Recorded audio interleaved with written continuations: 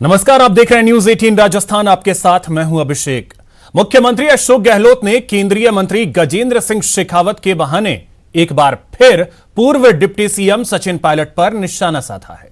गहलोत ने 2020 में राजस्थान की सरकार गिराने की साजिश में सचिन पायलट और केंद्रीय मंत्री गजेंद्र सिंह शेखावत की मिलीभगत का आरोप लगाया है। गहलोत ने यह बात शेखावत के एक हालिया बयान के बाद कही है। दरअसल शेखावत ने कहा था कि सचिन पायलट से चूक हो गई। राजस्थान के विधायक मध्य प्रदेश जैसा फैसला नहीं ले पाए। अब गहलोत ने इस पर पलटवार करते हुए शेखावत के साथ ही सचिन पायलट पर भी निशाना साधा है। गहलोत ने कहा है कि शेखावत के सचिन पायलट का नाम लेने से यह प्रूफ हो गया है और ठप्पा लग गया है कि आप उनके साथ मिले हुए थे। साजिश पर फिर क्यों है संग्राम? आज बड़ी बहस इसी मुद्दे पर, लेकिन सबसे पहले देखिए यह रिपोर्ट।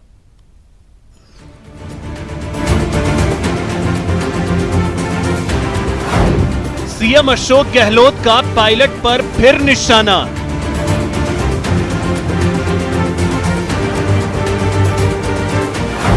सरकार गिराने की साजिश में शामिल होने का लगाया आरोप। आप सरकार गिराने में मुख्य किरदार थे। पायलट और गजेंद्र सिंह शेखावत की मिलीभगत का लगाया आरोप। शेखावत ने कहा था सचिन पायलट से चूक हो गई। उनको टिप्पणी उन पर भी करनी चाहिए जिन लोगों को उसके बाद में उन्होंने मंत्री बनाया और उनके बेटों को मंत्री बनाया। गहलोत बोले पायलट का नाम लेने से प्रूफ हुआ कि आप मिले हुए थे। आप खुद ने सरकार गिराने का षड्यंत्र किया। अब आप जो सचिन पायलट के नाम ले रहे हो तो वो उन्होंने चूक कर दी और प्रूफ हो गया, ठप्पा लगा दिया आपने खुद ने। आप उनके साथ मिले हुए थे। साजिश पर फिर संग्राम।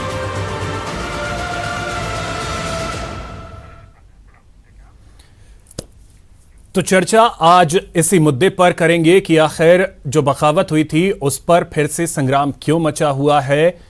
बयानबाजी हो रही है। मुख्यमंत्री अशोक गहलोत की तरफ से भी बयान आए और उसके बाद केंद्रीय मंत्री की तरफ से भी बयान आए।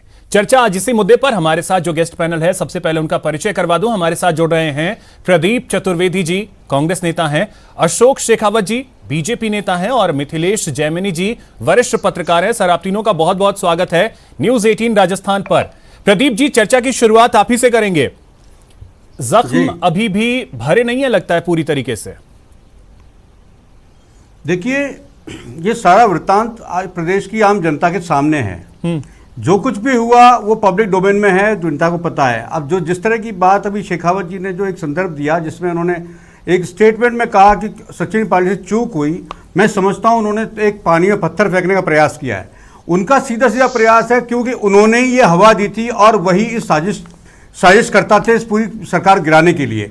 वही इस पूरे कैंपेन को लीड कर रहे थे और वही लेन देन की सारी बातें जो रिकॉर्ड हुई मीडिया में और जो सामने तथ्य आए उसके अनुसार वे सरकार में लेन देन को लेकर सरकार को गिराने में लगे हुए थे। अब चूंकि उस समय उन्होंने शायद सचिन पायलट जी को एक नंबर दिया था कि वो अगर इतने नंबर इकट्ठे कर लेंगे तो हम उनको 2-4 एमएलए और देकर के सरकार गिराने में सफल हो जाएंगे। लेकिन दुर्भाग्य से ऐसा नहीं हो सका और इसकी वजह से ये मानते हैं कि जब ये नहीं हुआ तो इनका ये मिशन फेल हो गया। अशोक गहलोत मुख्यमंत्री जी को ये सारी जो क्रियाएं थी, इनकी जो चालबाजी थी वो पता लग गई और उन्होंने अपने प्रशासन और अपने सूचना तंत्र के माध्यम से उसको मैनेज किया। पर सवाल ये है कि अभी जो स्टेटमेंट उन्होंने दिया उसमें सीधी सीधी बात यह है कि वो जब सारा खेल नहीं चला तो अब वो एक दल में फूट डालने का प्रयास करके एक बार पुनः शंका उत्पन्न कर रहे हैं पार्टी के अंदर कि उन्होंने साफ साफ कहा कि सचिन जी से चूक हुई है। अब चूक हुई है तो मुख्यमंत्री का स्टेटमेंट ये बनता है। उन्होंने साफ साफ कहा कि जो स्टेटमेंट आपने दिया है इससे साबित होता है कि आप दोनों मिले हुए थे। ये उनकी बात से प्रयास है कि कांग्रेस में अभी जो टीम मिलकर काम कर रही है, सिंह शेखावत ये कह रहे हैं प्रदीप जी, सभी तो मिलकर फिर काम कर रहे पार्टी हैं, उन पर कार्रवाई फूट डालने करे का प्रयास किया। गजेंद्र जी ये कह रहे हैं फिर तो पार्टी उन पर कार्रवाई क्यों नहीं करती? अगर आपको ये चीज पता है तो पार्टी उन पर कार्रवाई क्यों नहीं करती है? तो अब तो कोर्ट का आदेश चालान पेश हो गया, अब उनको जवाब देना पड़ेगा क्योंकि वॉइस टेस्ट नहीं दे रहे हैं, पहले वो सहयोग नहीं कर रहे हैं। जबकि खुद कहते हैं कि मेरी आवाज है उस रिकॉर्डिंग में, गजेंद्र सिंह शेखावत ने कहा लेकिन वो सरकार को सहयोग नहीं कर रहे हैं। कांग्रेस के जो वो 19 विधायक थे उन पर वो कार्रवाई क्यों नहीं कर रहे? कांग्रेस के जो वो 19 विधायक वो थे सहयोग नहीं कर रहे हैं। वो सहयोग नहीं कर रहे हैं। उन्होंने उसको काउंटर करने के लिए अपने दिल्ली में जाकर के अपने केंद्रीय सरकार के अधीन जो एजेंसी है उनके माध्यम को लेते हुए उन्होंने दिल्ली के थाने में एफआईआर दर्ज कराई है। तो ये साफ झलकता है कि वो केंद्र सरकार के अशोक जी, मैं आपके पास आ रहा हूं, आपसे समझना चाहूंगा करने का प्रयास कर रहे हैं। चूक क्या हो गई थी? चूक तो वो बताएंगे ना क्या चूक हुई थी। वही मैं अशोक जी से पूछ रहा हूं। प्रदीप जी एक मिनट, उन्होंने साफ साफ हमारी अशोक जी चूक क्या हो गई थी? अंदर फूट डालने का प्रयास किया है। उन्होंने जो बात की है उसका प्रदीप जी ठीक है, एक मिनट, मैं उन्हीं से पूछ रहा हूं कि चूक क्या हुई थी, वही बताएंगे। उन्होंने मिलकर सरकार आने की कोशिश की, ये इस बात से साबित होता है। चूक का तो सुन लीजिए प्रदीप जी, सुन लीजिए। अशोक जी क्या चूक हो गई? हाँ, देखो कि चूक तो देखो मुझे लगता है कि 3.5 साल से मुख्यमंत्री जी से चूक हो रही है कि उनको उस कांटे को निकाल के फेंक नहीं पा रहे। वो कांटा ऐसा हो रहा है कि वो दिल्ली के अंदर जाते हैं, राहुल गांधी जी उनकी प्रशंसा कर देते हैं कि 2004 से मैं भी देखा हूं और मैं भी सुन रहा हूं और मैं धैर्य रख रहा हूं, और सचिन पायलट जी भी धैर्य रख रहे हैं। वहां से फूटता है अंगारा आकर के जयपुर, राजधानी जयपुर में आते हैं और आकर के किस प्रकार से मीडिया में वक्तव्य मुख्यमंत्री जी देते हैं। ये अंगारा पहले से फूट रहा है।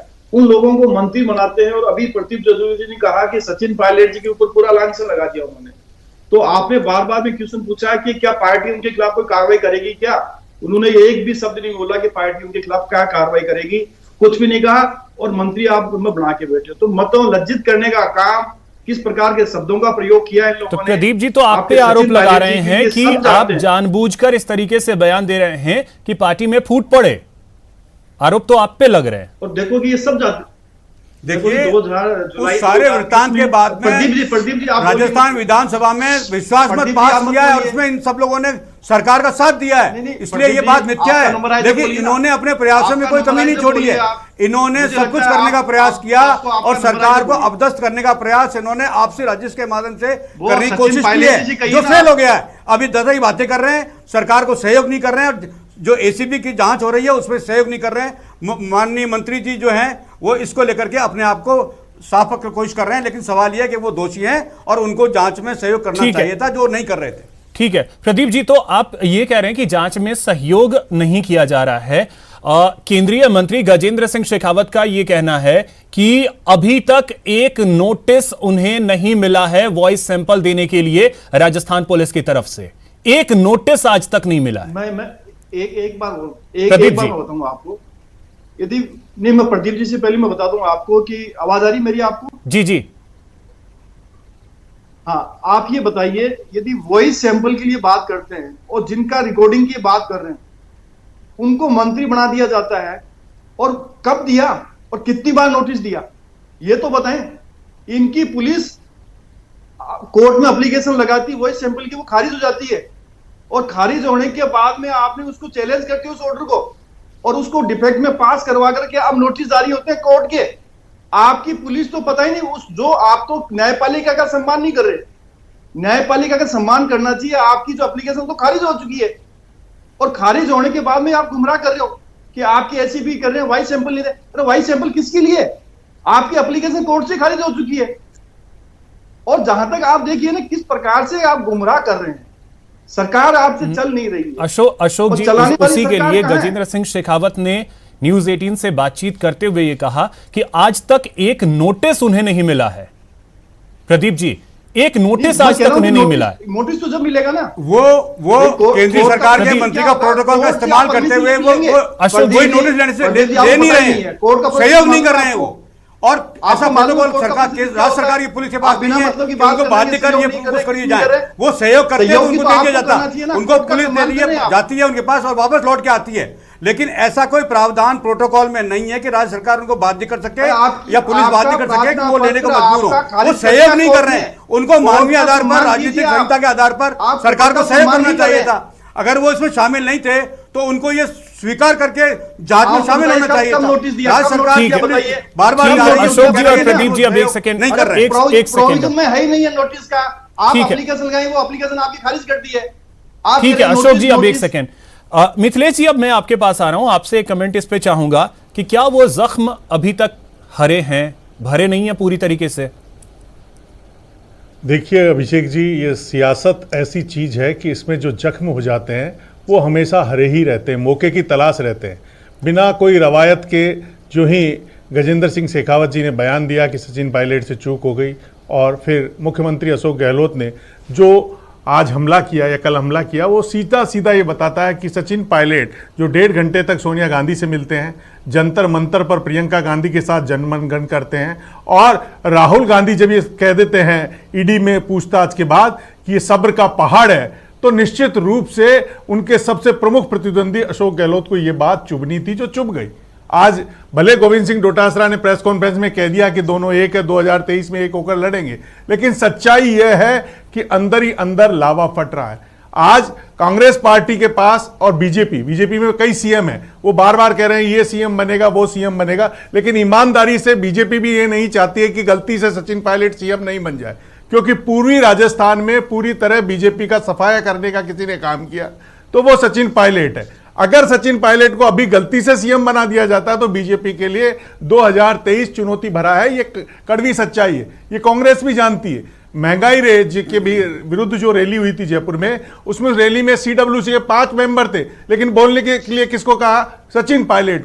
तो पार्टी का शीर्ष नेतृत्व तो ये मानता है। गजेंद्र सिंह शेखावत जी तो ठहरे हुए पानी में कंकर फेंक रहे हैं कि उनके खिलाफ कार्रवाई क्यों नहीं कर रहे। अरे कार्रवाई किसके खिलाफ करोगे आप? कांग्रेस में एकमात्र चेहरा बचा है जो आज बीजेपी पर भारी पड़ रहा है। बीजेपी के जितने भी सीएम फेस हैं उनको आप पब्लिक डोमेन में डाल दीजिए और सचिन पायलट को पब्लिक डोमेन में डाल दीजिए, आपको पता लग जाएगा। और इस चीज को अशोक गहलोत भी मानते हैं।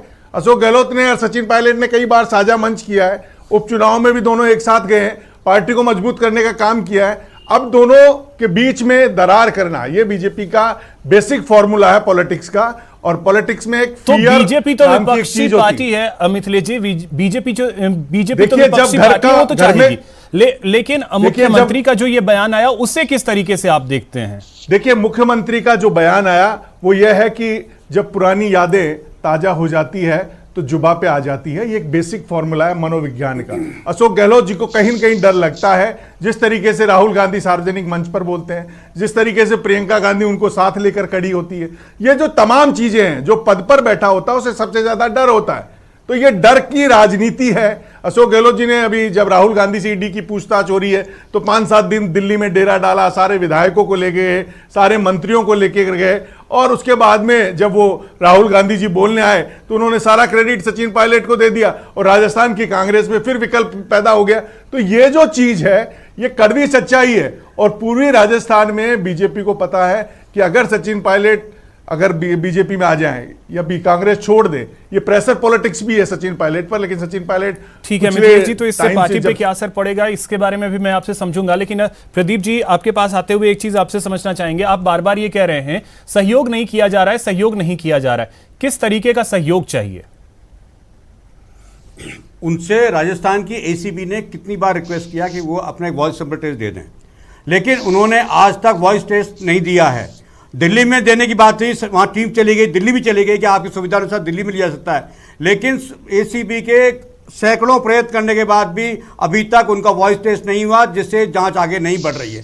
सवाल ये उन्हें डर किस बात का है? वो खुद कह चुके कि हाँ मेरी आवाज़ है, और उसके बाद वो वॉइस टेस्ट देने से उनको क्या दिक्कत आ रही है, मेरी समझ नहीं आता। जो प्रोटोकॉल उनका है वो मेंटेन करने को एसीबी तैयार है, राजस्थान पुलिस तैयार है, सरकार तैयार है। तो सवाल यह कि अगर उन पर कोई आरोप लगा है और वो नोटिस स्वच्छ राजनीति करने के हामी है और वो अपने छवि को साफ रखना चाहते हैं, तो उनको आगे आकर सहयोग करना चाहिए था। वो शुरू से ही सहयोग नहीं करके भ्रांति फैला रहे हैं। इसका कानूनी पहलू भी होगा ना, प्रयास कर रहे हैं प्रदीप जी, कानूनी पहलू भी होगा इसका, तो उसे फॉलो कीजिए ना, क्या दिक्कत है? वो जांच आगे बढ़ नहीं रही। जब तक वो वॉइस टेस्ट नहीं होगा तब तक उसमें साक्ष्य को नहीं मिलेंगे तो जांच आगे नहीं बढ़ेगी। तो एसीबी या राजस्थान पुलिस या तो एक प्रोटोकॉल भी है अभिषेक जी। ये सब मजबूरियां छोटी सरकारों की होती हैं, इसलिए हमारे प्रोटोकॉल और उनकी वजह और केंद्र। ठीक है, एक कमेंट इस पे अशोक जी करना चाह रहे हैं। अशोक जी बोलिए, फिर मैं आपसे सवाल लेता हूं। अशोक जी क्यों नहीं मदद कर रहे? देखो पहले ही मैं बताऊं इनको कि क्या तो आपकी पुलिस एजेंसी गलत है, उसने गलत रूप से कोर्ट में एप्लीकेशन लगा दी और डायरेक्ट आपको सैंपल के लिए बातें करनी चाहिए थी। वो क्यों लगाई? वहां खारिज हो गई आपकी एप्लीकेशन। लॉ में ये लिखा है कि आपको कंसेंट कोर्ट में लगानी पड़ेगी एप्लीकेशन, वो खारिज हो चुकी है। तो आप ये गुमराह करने वाली बात कर रहे हैं बार बार में। मतलब गुमराह तो मत कीजिए। मतलब आपको पता नहीं है कि लॉ का प्रोसीजर क्या है, पता नहीं कौन सी बात कर रहे हैं, है तो बता दीजिए पूरी। क्या एसीबी से पूछ लीजिए आप आप कहां से कौन सा स्टेटमेंट दे रहे हैं? एसीबी जा रही वहां एप्लीकेशन लगाने के लिए, आप कह रहे हो कि साहब नोटिस आपने दिया ही नहीं। बार बार यही तो पूछ रहे हैं, कब दिया नोटिस और किसी तारीख को, कितनी बार दिया नोटिस, ये तो बता दीजिए। आप एप्लीकेशन लगा रहे हो, एप्लीकेशन खारिज हो गई आपकी, आपको उसमें चैलेंज किया उस कोर्ट के अंदर और उसमें तामिल के अंदर है। और दूसरी मैं यह बात बताऊं कि आपने, मिथिलेश जी ने सही कहा कि सचिन पायलट को यदि राहुल गांधी जी ज्यादा तवज्जो देते हैं तो मुझे लगता है कि मुख्यमंत्री जी और उनके जो कुनबे हैं उनको लगता है कि ये क्या हो रहा है, और उसी का कुनबे का कारण है ये कुंतुष्टता है। और बार बार उनके अंदर क्या कह रहे हैं, खुद की लड़ाई और दूसरों में समेट रहे हैं। वो तो उनका अंदरूनी मामला है, वो तो उनका अंदरूनी मामला। इसमें बीजेपी की तरफ से केंद्रीय मंत्री ने जो कहा कि चूक हुई, अचानक से ये बयान अगर सामने आता है तो सवाल बहुत सारे खड़े होंगे ही। तो ये उनका स्टेटमेंट अब क्यों आया इतने समय बाद? अपने लोगों जब ये जांच चल रही थी उस समय और जब बात हो रही थी उस समय बयान नहीं दिया। ये बयान आज देने का औचित्य क्या है? बात ये है, मैं तो लगता है कि प्रदीप जी को तो हर चीज में ये आ रहे हैं, कोई पता ही नहीं किस चीज का क्या होना चाहिए। मतलब प्रोसीजर के बारे में बात करें तो हम भी बात करने के लिए तैयार बैठे हैं आपके। आप मुझे बताइए ना, आप देखिए इस समय सचिन पायलट के बारे में शंकालू स्टेटमेंट देने का उनका प्रयोजन क्या है, मुझे ये समझाएं। आप ये बताइए कि आपने क्यों कहा कि अनुशासनहीनता कर रहे हैं सचिन पायलट, जो कार्रवाई करिए ना, कौन मना करता है? आपके करिए, संगठन बैठा है ना, करिए, कौन मना कर रहा है? आप दोनों तरफ से लड्डू रखना चाह रहे हैं तो चट भी मेरी पट भी मेरी, आप उनको बदनाम करने का काम भी कर रहे हो। और बदनाम भी कर रहे हैं। हमारी पार्टी के अंदरूनी मामले में जो कुछ हमारे मुख्यमंत्री जी कर रहे हैं, ठीक है, उनके अपने प्रदीप जी और अशोक जी, चाहे मिथिलेश जी आप कुछ बोलना चाह रहे थे। अशोक गहलोत प्रदीप जी और अशोक जी, ठीक है, मिथिलेश जी उसका विरोध कर रहे हैं और उन्होंने 5 दिन पार्टी का राष्ट्रीय स्तर पर नेतृत्व किया है और उन्होंने संकट का सामना अपनी उपस्थिति ठीक है। प्रदीप जी और अशोक जी, ठीक है, कहना है कि उनकी तरफ से कोई प्रयास नहीं है सरकार को चैलेंज करने में। दिल्ली में अखिल भारतीय कांग्रेस कमेटी पे जो हमला किया गया, राहुल गांधी पे जो हमला किया गया, ठीक है प्रदीप जी, उनका जो अपमान किया गया, उसका अगर कोई किसी ने सामना किया तो वो मुख्यमंत्री अशोक गहलोत ही थे और अशोक गहलोत जी ने ही इस फ्रंट पर आकर पार्टी को बचाने का पूरा प्रयास किया और राहुल गांधी की पैरवी की है। ठीक है प्रदीप जी, अशोक जी, अब एक सेकंड, मिथिलेश जी आप कुछ बोलना चाह रहे थे, बोलिए। और उसमें मैं एक सवाल और भी ऐड कर देता हूं, उसके बारे में भी आप जरा सा बताइएगा कि इन सब से एक बार फिर से कांग्रेस के संगठन जो है, कांग्रेस पार्टी जो है, उस पर क्या असर पड़ेगा और जो कार्यकर्ता हैं उन पर क्या असर पड़ेगा? देखिए अभिषेक जी, सबसे इंपॉर्टेंट चीज तो यह है कि पार्टी का जो शीर्ष नेतृत्व है उसको ये अच्छी तरह पता है कि मेहनत कोई और करता है और मुख्यमंत्री अशोक गहलोत बनते हैं और उसके बाद में कभी 56 का और कभी 21 का प्रसाद देके चले जाते हैं। इसलिए कांग्रेस के लिए सबसे चिंता की स्थिति यह है कि ये 56 और 21 का चुनाव जो 2023 में है उससे कैसे जीता जाए। जुलाई में जहां एक तरफ ये कह रहे हैं कि हम संगठन खड़ा करेंगे डोटासरा जी, दूसरी तरफ सचिन पायलट समर्थक लोग इस बयान के बाद फिर बट गए। तो कांग्रेस के साथ सबसे बड़ी दिक्कत है कि सबसे ज्यादा सीटें पूर्वी राजस्थान में जीती और ईआरसीपी के मामले में गजेंद्र सिंह शेखावत साफ कह गए कि मेरे पास मुख्यमंत्री या मुख्यमंत्री के मिलने वाला कोई भी मेरे कार्यालय में नहीं आया और पूर्वी राजस्थान ने ही राजस्थान की सरकार को बनाया है और उसमें सबसे ज्यादा सचिन पायलट का दबदबा है। तो बीजेपी भी ये चाहती है कि सचिन पायलट को कैसे तैसे कांग्रेस में परेशान किया जाए और ऐसे बयान दिए जाए जिससे सचिन पायलट हाशिए पे चला जाए। और पूर्वी राजस्थान में आज एक विधायक नहीं है, बीजेपी की बातें तो बड़ी बड़ी करते हैं, हम सत्ता में आएंगे, इतने 5 मुख्यमंत्री चेहरे लेके घूम रहे हैं। हालात यह है और पश्चिमी राजस्थान में हनुमान बेनीवाल को जिस तरीके से मदद मिल रही है, जो टीओडी के खिलाफ भीड़ उमड़ रही है और कल हुंकार रैली है, तो पूर्वी राजस्थान और पश्चिमी राजस्थान में बीजेपी का रायता बिगड़ा हुआ है। इसीलिए ऐसी बयानबाजी चल रही है, इसीलिए गजेंद्र सिंह अटैक कर रहे हैं कि सचिन पायलट कैसे भी, क्योंकि आज एक फेस कांग्रेस में है जो भीड़ खींच सकता है, वो है सचिन पायलट। इसमें कोई शक-शुबा नहीं है, चाहे कोई आ जाए। इसमें राजस्थान में सबसे ज्यादा यूथ में अगर कोई जिसकी फैन फॉलोइंग है तो वो सचिन पायलट, उनकी स्पीच वगैरह जो भी चीजें हैं, आप उनको कितना भी हाशिए पे ले जाइए, किसी चीज को दबाया जाता है तो ग्रेविटी का एक रूल है, तो फिर मिथिलेश जी तेजी से ऊपर आती है। ये बात तो पार्टी आला कमान भी समझती है, पार्टी भी जानती है, कार्यकर्ता भी जानते हैं और उस बीच में अगर मुख्यमंत्री का ये बयान आएगा तो फिर तो कार्यकर्ता क्या सोचेंगे और जनता में क्या मैसेज जाएगा? जनता निराश होगी और कार्यकर्ता हताश होंगे, ये तय है। कांग्रेस में जिस तरीके की बयानबाजी आ रही है, पहले नकारा निकम्मा कहा और अब ये फिर शुरू हो गया, तो ये जो कुछ हो रहा है कांग्रेस के लिए शुभ नहीं है। आपको जो कुछ करना है, घर की लड़ाई सड़कों पर आई तो कांग्रेस की निश्चित है विदाई। अगर ऐसा हुआ तो ये मान के चलिए, कांग्रेस जब जब अंदर से लड़के सड़क पर आई है, कांग्रेस को नुकसान हुआ है। यही 98 के चुनाव के बाद आप देख लीजिए, 2003 में फिर देख लीजिए। आप क्यों ऐसा करते हो? आप सत्ता के लिए आप क्यों संगठन की बलि चढ़ाते हो? कांग्रेसी जब तक कांग्रेस के लिए नहीं सोचेगा तब तक कांग्रेस नहीं बचेगी। ये कांग्रेसियों को समझना पड़ेगा कि हम हमारे पद के लिए कांग्रेस की आहुति न दें, कांग्रेस को खत्म करने का काम नहीं करें। जो कांग्रेस में जनाधार वाले लीडर हैं, जो कार्यकर्ता काम करते हैं, उनका सम्मान करें। आप उनका सम्मान और उनका स्वाभिमान नहीं रखेंगे तो टूट कर कहीं चले जाएंगे। इसीलिए कितने 182 जो कांग्रेस और अन्य पार्टी के तो बीजेपी में चले गए। क्यों चले गए? क्यों ज्योतिरादित्य सिंधिया चले गए? आपको मंथन करना पड़ेगा, आपको अपनी जबान पर लगाम लगाना पड़ेगा, और जो पब्लिक फेस में ठीक है डोमिन प्रदीप जी, में तो हीरो है, ऐसा उसको नहीं follow लगता करना है इस पड़ेगा। तरीके के बयान से कार्यकर्ताओं में निराशा आएगी या फिर संगठन को परेशानियां हो सकती हैं, जैसा मिथिलेश जी ने भी कहा?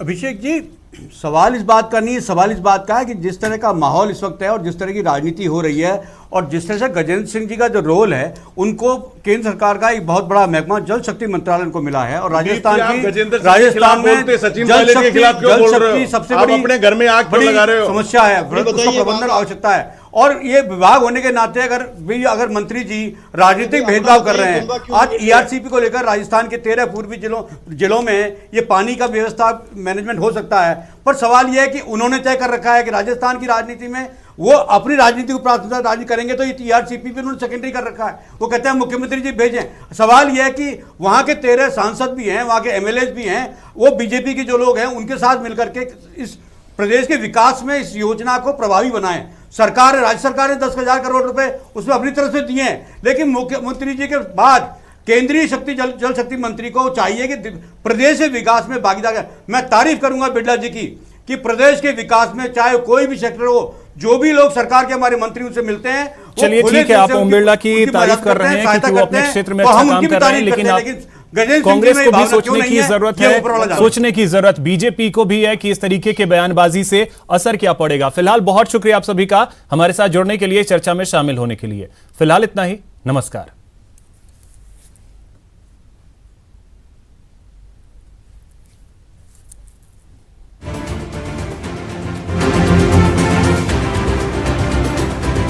आप सरकार गिराने में उनके किरदार की